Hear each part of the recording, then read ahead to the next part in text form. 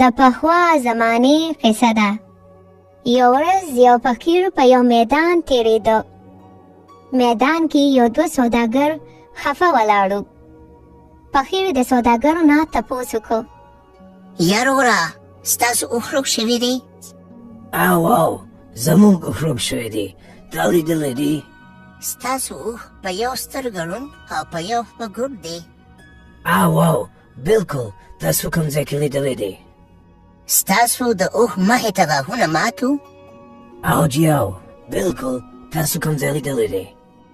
ستاسو په اوښ باندې ښي طرف ته شات پراته دي او ګس طرف ته غنم پراته دي؟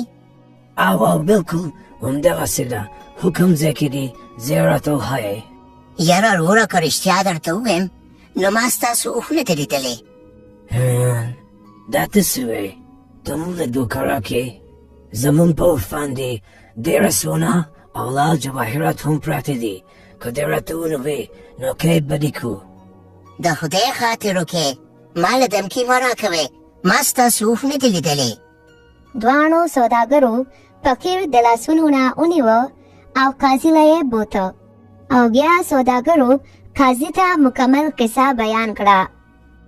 کله چې قاضي د سوداګر قصه واورېده نو د فقیر نه یې تپوس وکړ چې تا د دوی اوښ نه دي لیدلی، نو ته د دوی د اوښ باره کې څنګه معلومات لرې؟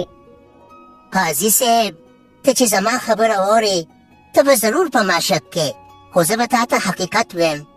قاضي صاحب زه چې کله را روان وم نو ما په ځمکه وکتل چې د اوښ د خپو نښې دي، خو د انسانانو د خپو نښې ورسره نشته.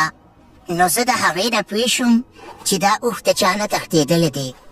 بیا چې ما په غور سره وکتل نو د دریو خپو نښې وې، د یوې خپې نښه پکې نه وه. نو زه پوه شوم چې اوښ په خپه باندې ګوډ هم دی. بیا چې ما په لاره وکتل نو اوښ صرف د یو اړخ نه خوراک کړی و. نو زه پوه شوم چې اوښ په یوه سترګه ړوند هم دی. بیا چې مې کله وکتل او اوښ د کم بوټي نه خوراک کړی و نو څه پاڼې یې خوړلې وې او څه ترې پاتې شوي وې. نو زه پوه شوم چې د اوښ غاښونه هم مات دي. او د سامان پته راته داسې ولګېده چې په لار باندې یو اړخ ته میږو ځان سره غنم روان کړي وو او بل طرف ته د شاتو مچۍ وې.